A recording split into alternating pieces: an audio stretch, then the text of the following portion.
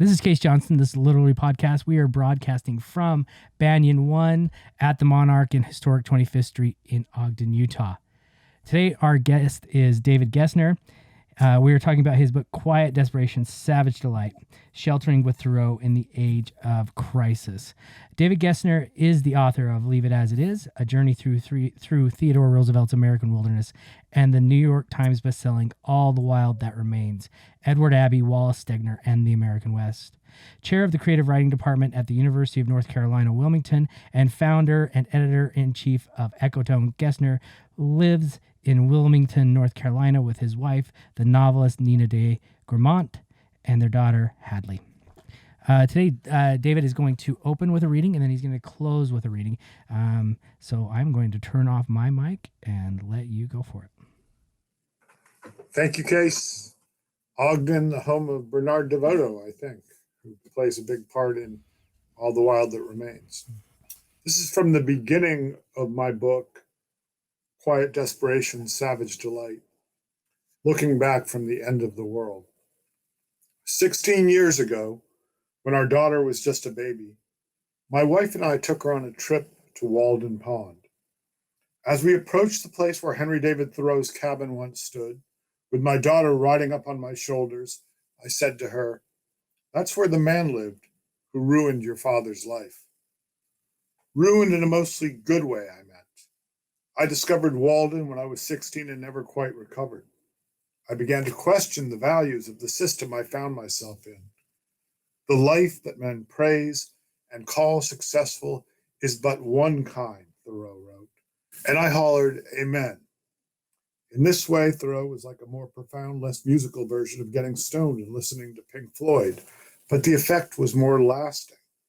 I began to keep a journal in high school, and I keep one to this day. After college, the sentences from Thoreau's book were still rippling outward through my life, affecting the choices I made. To hell with law school or any normal career, I would become a writer. I would value solitude, and I would move to my very own Walden. I've been thinking about Thoreau as COVID-19 sweeps across the country, the obvious stuff, he was America's original social distancer, and the not so obvious. Thoreau can serve as a model of self-reliance, reminding us that pulling back from the world, which at the moment will save lives, has its less dramatic virtues. Having long been a corrective to our compulsive national habits of over-busyness and consumption, he can inspire just such a corrective now, but only if we try to dig below the cliche of him. Because as it happens, Thoreau was not all flowers and acorns, and this man who died at 44 had some profound and sturdy thoughts, not just about nature, but about death and disaster. There will come a time soon after the pandemic has subsided when we will be trying to make sense of what has happened, when we will tell a story about where we are and where we are going, and about how we have changed. For me, at least, Thoreau's ideas will be part of that story.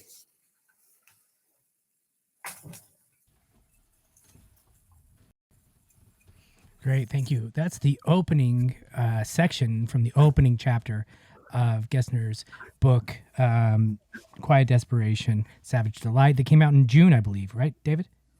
Yeah, it came out in June, which is kind of crazy considering I finished it in March. Yeah, that's a really quick timeline. And I've been lucky enough to see a lot of your online interviews and watch them the day after on Facebook and so on and so forth. So I'm going to try to avoid a lot of the same questions and talk more really about, Thoreau when it comes to, because Gessner, from reading this book, is an expert on Thoreau, much more than most other folks that I've read about the author. And I want to talk, and this is one that I don't know if you've gotten yet, but I mean, you've spent. I'm excited to get one I haven't gotten yet. So if you have, just act like it for our audience that you haven't. Say, "Oh my gosh, Case, you're brilliant." So you've spent a lot of time with the words of Thoreau, with the sentences of Thoreau. And I think a lot of the questions that's come your way before is, how did you get this book started? How did it get contracted? What was it like to write it so quickly? How do you, how did you find yourself relating Thoreau to our current times? All of those, they're all wonderful questions, and we can go into them a lot. But I want to start with craft. I want to talk about Thoreau when it comes to language.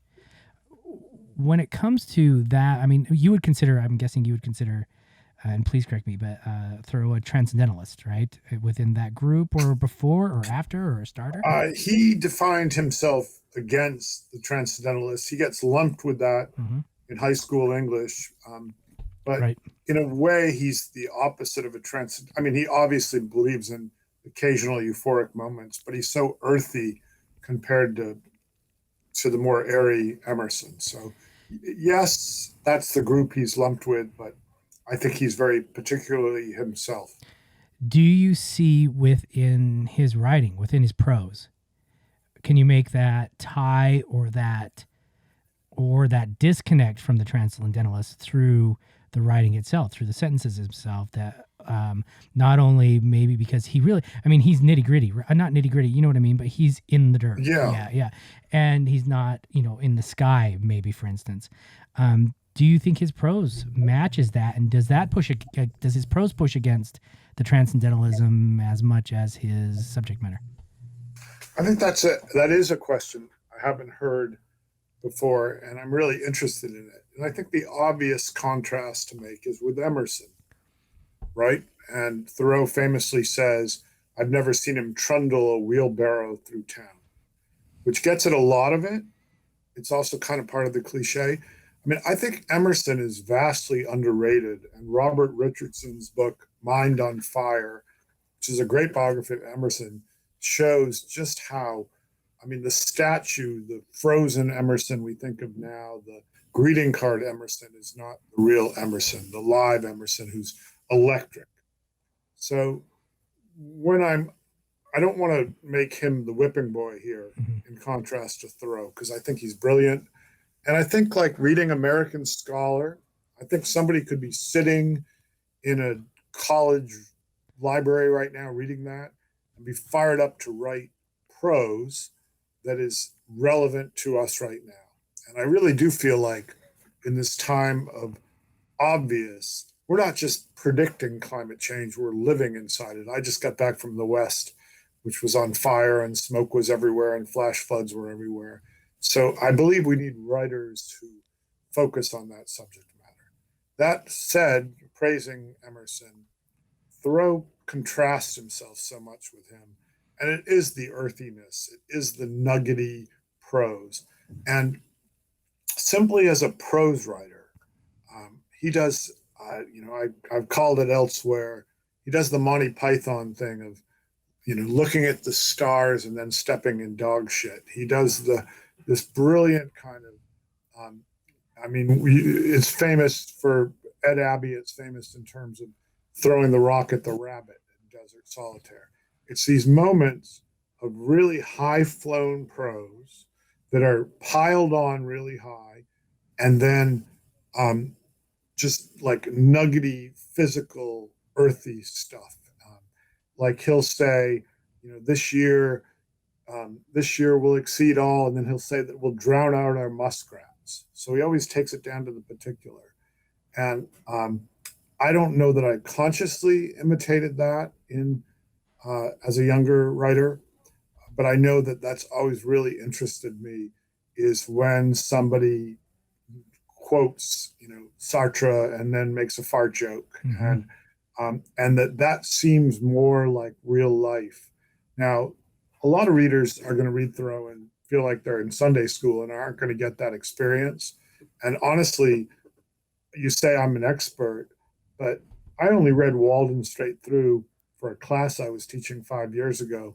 Other than that, I've picked in and out of it, and really gotten more of the spirit of like not just loving nature, but like saying screw you to people trying to tell me a way to be. And it's more a spirit I've taken from it, but also prose style, which you're pointing out. And I really think he refine that in the workshop of his journal, obviously, millions of words.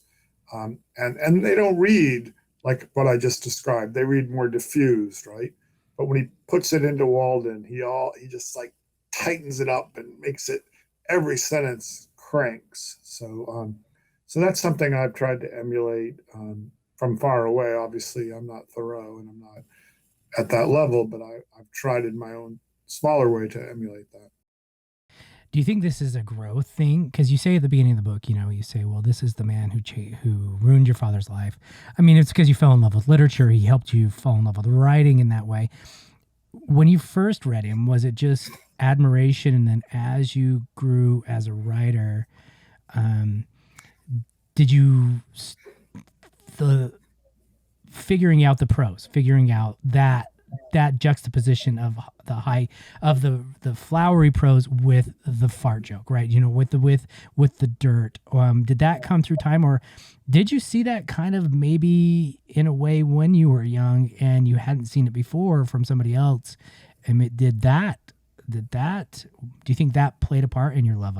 The prose was secondary for me because Joyce Carol Oates, in one of the recent introductions to Walden, says he's the great poet of adolescence. And I think for some of us, particularly those of us who are more type A or have parents who are type A, that Pink Floyd line I read from the beginning is appropriate in that we're rebelling against being told this is the way we should be. Think it's no shocker that they quote Thoreau in Dead Poets Society when they're meeting. Right. Mm-hmm. So that moment, I'm 16 or 17, and a lot of people are.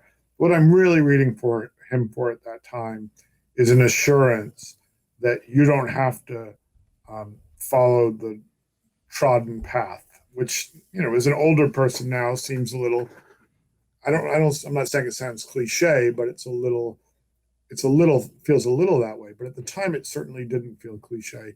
It was like any kind of ticket to rebellion, to saying there's another way of being that's separate.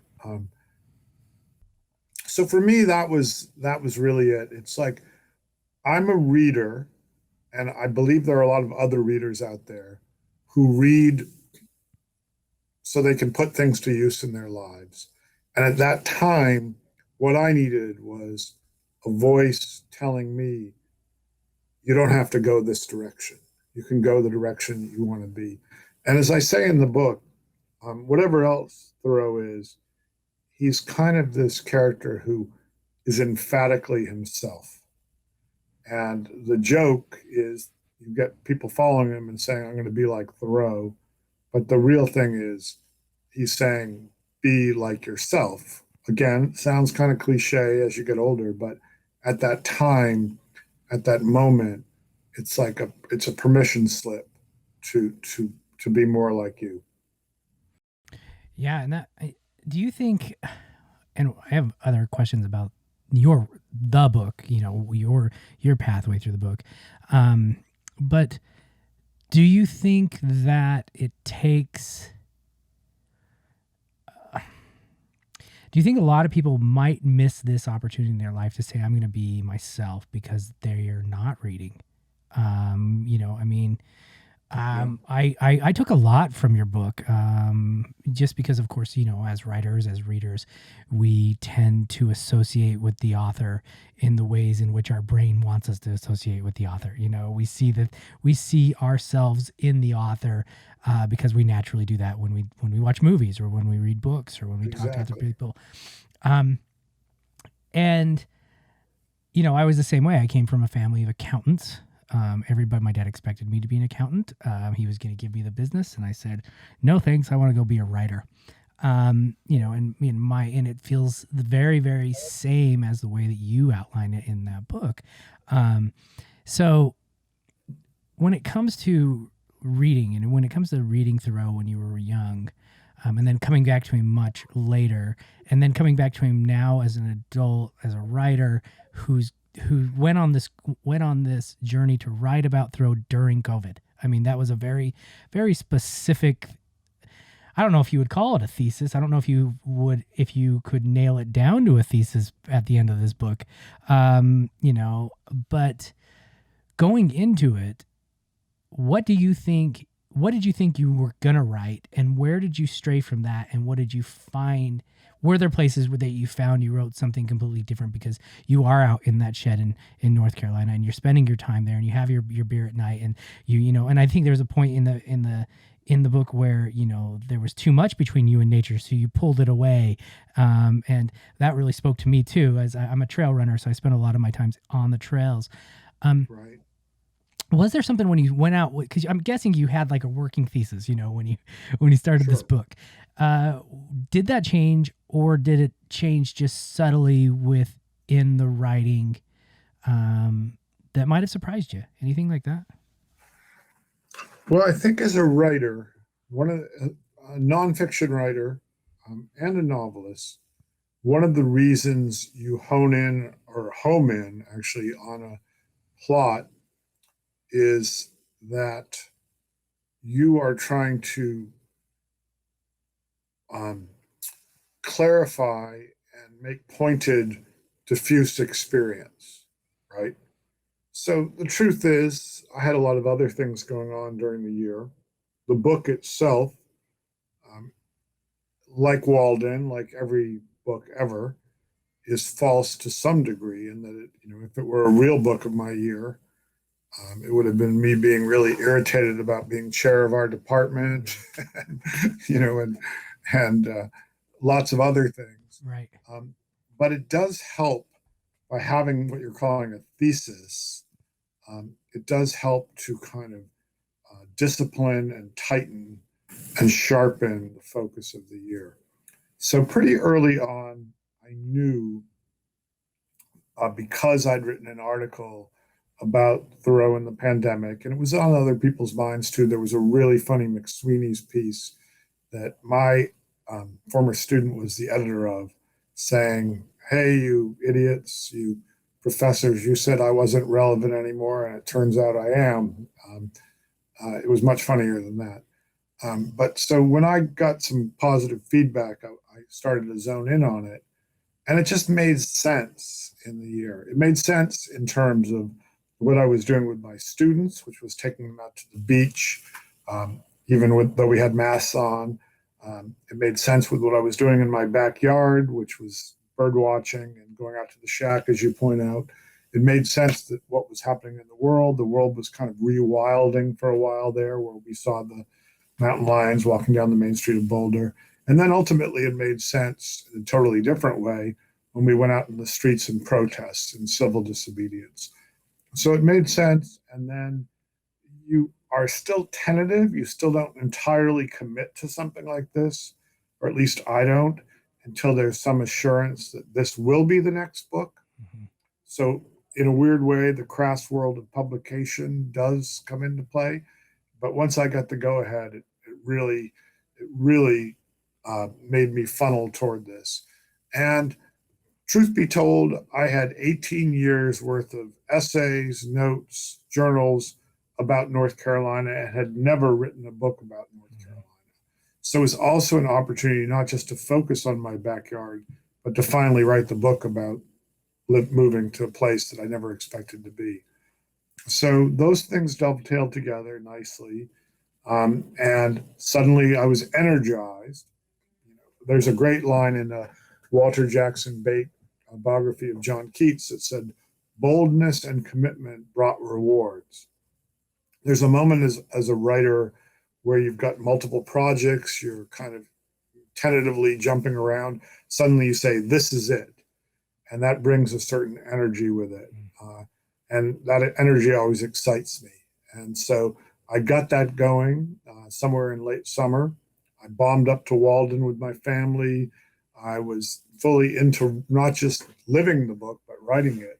One of the ironies is right now, this is probably one of the last interviews for a while I'm going to do about the book, is now that the year is over and I've written the book and publicized the book, now I really kind of want to live more Thoreau-like. In theory, I did it during the year, right?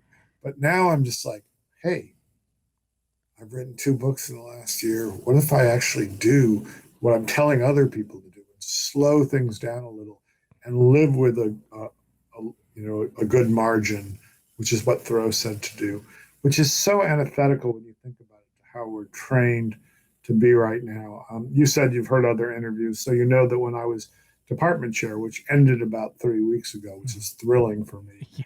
I said it was like playing a game of Space Invaders with the friggin' emails coming at me every second and bings and dings and solving the problems of 18 other faculty members who reminded me quite a bit of small children. Yeah. and so now I'm in a place where um, I'm thinking, what if I really do that? Because, the amazing, Thoreau has so many things that are amazing and are not like your average Joe. I mentioned his ability to give things up, his ability not to drink, not to smoke, not to do things, his ability not to crave more and more and more like most of us do. But he also had an attitude toward publication that was partly born of his failure of his first book that he wrote, that really is impressive. And I think a lot of us in this day and age, we want to post the next thing, we want to publish the next thing, we want to promote the next thing, and to resist that seems to me a great, impressive feat. And I wish I had more of it. I mean, I'm kind of a natural people pleaser, and he was an entertaining guy, but he was not a people pleaser. That's impressive to me. Yeah, I'm glad you went in. I'm glad you went into all of that. In the sense, and this is, I share this with. So I teach a class for the Creative Nonfiction Foundation, and I like to share the podcast, especially nonfiction podcasts, with them because they need other people besides me, not my voice, right? And I love, first off, that when you started that, we talked about shaping nonfiction in the sense that, yes, we've got all these other things going on in life, emails, the department chair process, life inside the house. COVID was not easy for a lot of families in the sense we were put together and we weren't going anywhere. We were, on top of each other for 24 hours a day. But with shaping, I think that speaks a lot to, and so to any students listening to this speaks a lot to finding the narrative and finding that what is purposeful in the narrative to get us from point A to point B.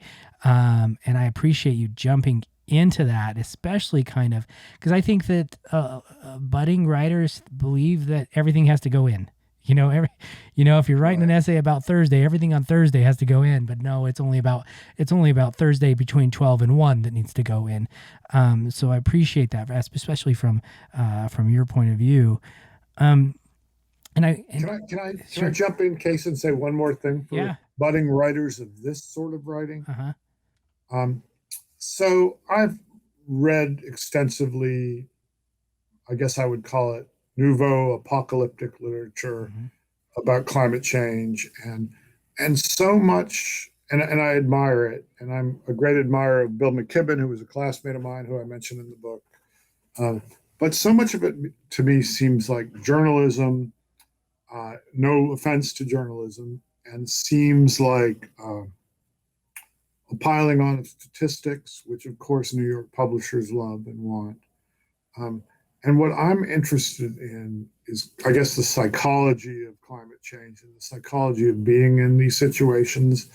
And to that extent, I try to create a character I've developed over the years based on me, much in the way the much reviled Philip Roth might create a fictional counterpoint. And that character experiences not just things like fires and floods and climate change, but his own mind and how he works through these things. And so I'm hungry. Granted, that's the kind of writing I like and I do, but I'm hungry for more of that, where you combine the virtues of the personal essay, Philip Lopate's great book, The Art of the Personal Essay, and that personal sense of things with issues as opposed to journalism. And even in places like Harper's I don't see that as much. I see statements and I see research, and I love all that stuff, but I want a personal sensibility there too. Yeah. And I think there's an opportunity there for our students. My grad, I teach grad creative writing too.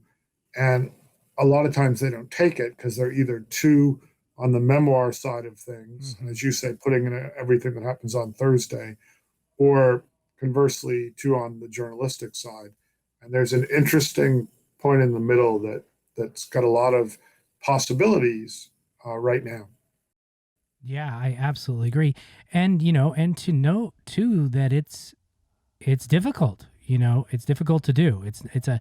It's a craft technique that takes a lot of time to develop, is merging the research with narrative and character on the page. And so, but I agree with you. And I think a lot of students really want to strictly write memoir or strictly research, and they're uncomfortable in that middle space that you're talking about. I don't think it's that unusual to write memoir. Mm-hmm. It's kind of the equivalent of the fiction writer writing a first novel that's very autobiographical. Mm-hmm. It's how you get your legs. But I think that to point out to them that there are possibilities is kind of exciting. Yeah, absolutely. So I have one question about your daughter and your veganism. What was it? Your vegan, what was it, a bet? It wasn't a bet. It was more of a challenge, wasn't it? Well, it was kind of it was a bet challenge. Yeah. Basically that it's been frustrating. My wife is a novelist. She's got a big novel coming out in February. And the frustration was my daughter, who's now 18, but at the time was 17, was not, or actually at the time was 16 because it was a year before the book, was not reading for pleasure. Right. That's right. That's what it was. And so the deal was, if she read 20 minutes a night, I'd be a vegan the next day. Yeah. And then you went to Montana. Then I went to Montana, flew in a little plane over the West, which was unbelievably awesome in terms of seeing both the good and the bad, the fracking, but also 20 minutes, half an hour, not a human being, trees and beautiful. And we landed in the Yak Valley, which to readers means Rick Bass. Coincidental, I wasn't planning on visiting Rick Bass. It's just where the plane was going. Mm-hmm. And I got there and they were having this kind of intense, embroiled meeting about saving the grizzly bears in the Yak Valley. And they were so involved in the meeting that I had to be the impromptu cook. And so Rick Bass handed me a plate, a big platter actually, with an antelope leg on it, and pointed me toward the Weber grill. And my days as a vegan were over. Yeah. Yeah. I was picking at it. And I thought about that scene. Whiskey. Yeah, I thought about that scene.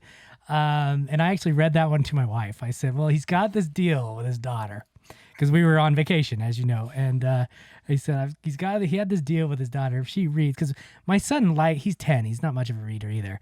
And so we're kind of dealing with that as well. And I said, okay, well, he'll be a vegan. But then he's thrown this antelope leg. And I thought it feels so much like the Flintstones, where they throw the leg on the back, the dinosaur leg on the back of the truck or the back of their little car, and it tilts over. And I wouldn't even know how to cook an antelope leg. Is this something did you get any instruction from folks? No, I just threw it on there and grilled it. And it barely fit on the Weber circumference. Oh, and I found out the next day that I think they mountain biked from their house in the middle of nowhere with their rifles on their backs and shot it. So I could be wrong, but that's what I would. Hey, I believe it. It is Montana. No, I thought about that scene for a really, really long time. And I wanted to ask one more kind of craft question. Sure. When shaping this book, because we got into it there for a little bit. You said you had essays about North Carolina because you have this kind of move between Colorado, the Northeast, and North Carolina, correct? Those have kind of been where you've lived for a good portion of your life. And then you have Thoreau, obviously, who's kind of you use as this guideline. But I mean, in some chapters, Thoreau isn't really at the heart of it, which I loved. I loved the chapters where it was more about was when it was a lot about you. I really did. I enjoyed that part with the, with her. Tell my New York editors that, Yeah, because well, I I've can't been tell. saying that for years. I can't tell people anything, especially in publishing. But I loved those chapters where it was you in North Carolina and you in your shed and those, building it up and then ripping it apart a little bit and then building it back up again and then the storms and the birding. I loved those chapters because, like you said earlier, there was this moment of narrative, but there was also this really deep delve into your own self and kind of where you were during not only the pandemic, but where you are as a husband and as a father and as someone who's living in North Carolina who never really accepted you were North Carolinian for a very long time, and how the books that you wrote took you away from the places that you loved, which I thought it's hilarious, but it sounds like life, right? Right. And so you had stuff from the past, and then you had Thoreau as a guideline, and then you had new stuff, living through the year. Was this? How did you, with each chapter? What was your kind of process to grabbing maybe an essay from old North Carolina, living in it, and then maybe Thoreau? Well, what I would say to younger writers is smash your head up against trying to do longer narratives. I mean, my first two books were narratives, but they were really collected essays. And yet it's like a poetry collection or something. They were thematically cohesive. And I think it's always hard when you go to the longer narrative, whether it's a novel or narrative nonfiction. And then what happens? And it's this classic thing, and I really believe in momentum as my key word when I talk to my students, whether it's the momentum of getting up every day and writing regularly, or the momentum of learning narrative and working on multiple projects, is you become kind of inherently narrative. And I'm never going to write as many books as I have outlined on a piece of paper here at my desk, because once you have that kind of narrative gene or whatever it is instilled in you, the narrative habit, you see books everywhere. And you see, I was just out west, like I said, and seeing the fires and the floods. And I was at Ken Slight, seldom seen Smith's place, where there was a flash flood, and I got to witness it.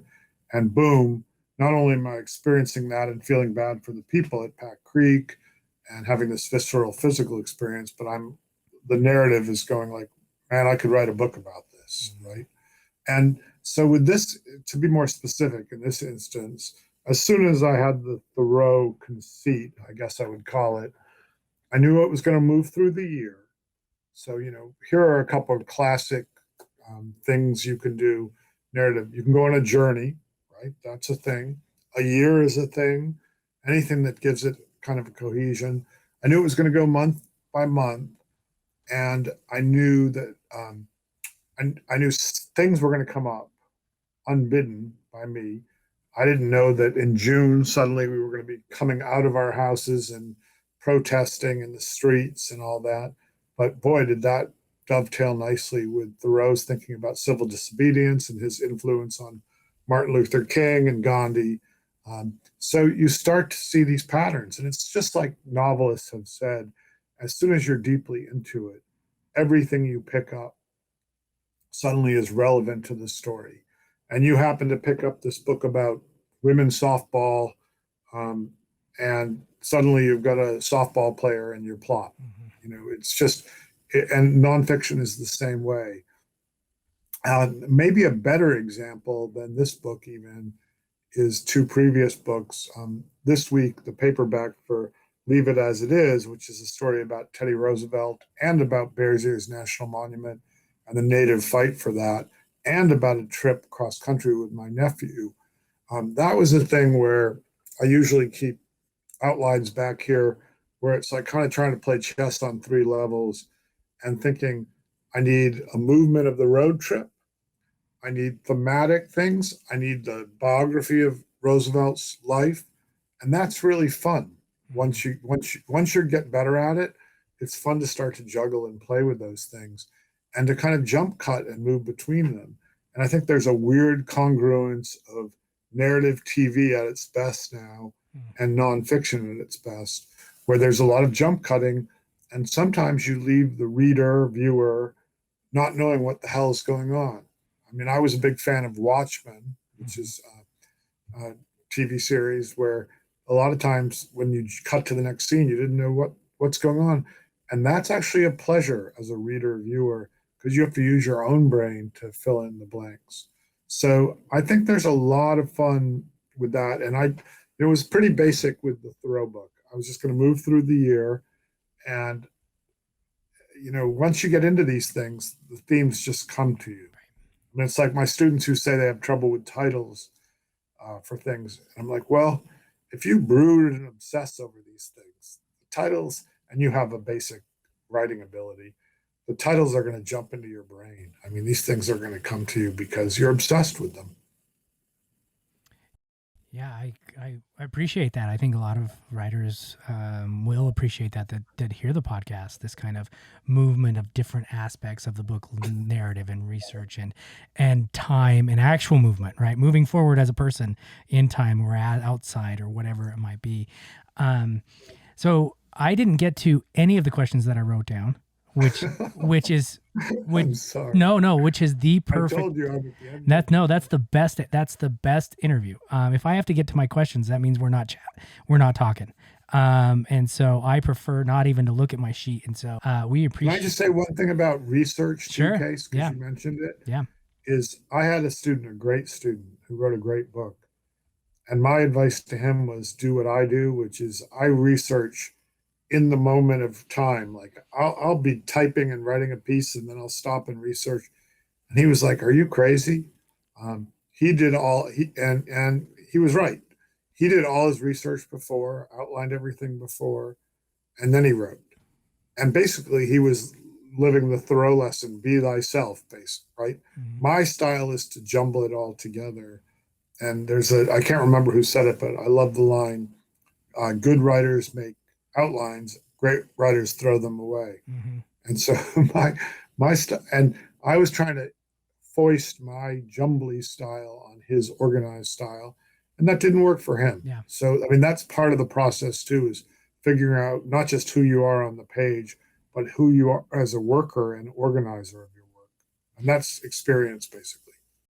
Right, absolutely. And I think maybe it's the confidence to know, too, that you can move out of writing for 20 minutes, do research, and be able to come back in. Exactly. I think some writers who are just getting started, they're scared that if they get on the internet for research or whatever it might be, they're never coming back to their manuscript. So, yeah, I think that's part of being a writer for 30 years.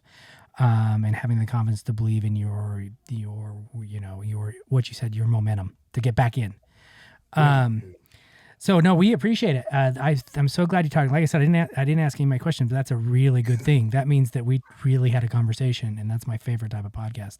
I really enjoyed the book. And I've shared it with a lot of people on social media just because I feel like it was a great look at how, things in our world and things in our life are so cyclical, and that men and women have been thinking about these types of ideas for so long. And we just don't have the answer to a lot of them yet. Especially in Utah. It rained 2 days ago. Yeah. Finally. And I think that, everybody, you wouldn't believe what happened around here. I was actually on social media, and people were standing outside in the rain. People were, opening windows. People were playing music. That rain came to us, and it was like the catharsis that we needed, at least for a little bit. Yeah. Hopefully it won't keep going, because then the catharsis will turn.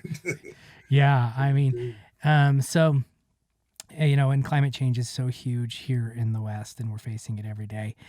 So you want to read another piece to wrap this up? Sure. Let's do that. Um, yeah, this is a whole different Thoreau. This is we mentioned my daughter and the veganism. She she was one of the first to get out of our house, and she was involved in a protest downtown for George Floyd. And so, as I mentioned, each chapter has the month, and then it has the COVID deaths that month, and then it usually has a theme, and the theme of June was civil disobedience. And so here it is. And this was, I should mention, it was a high school student protest specifically that the high school students had organized. While the kids chanted and marched and listened to speeches, I lurked on the other side of the street. I felt like a Secret Service agent, though to others I might have looked like someone a Secret Service agent would be watching out for. Long haired, bearded, wearing a mask, eyes scanning the crowd. At one point, a character even more suspicious than me showed up. A scraggly, scowly faced man who rode an ancient Ramhorn 10-speed bike through the bank parking lot across the street from City Hall. The man paused on the bike and began to scream, "Shut the fuck up," over and over at the high school kids. I moved closer to him, and so did one of the cops stationed near the rally, who, not incidentally, was African American.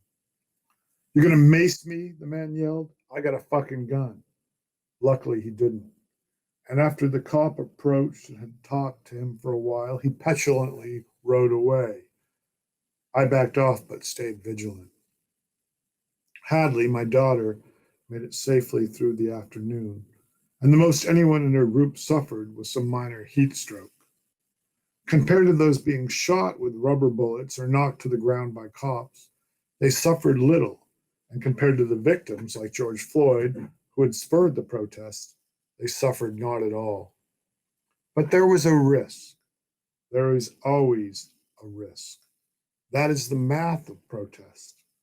What are we willing to give up to try and effect the change we want? Are we willing to sacrifice our private pleasure for the public good?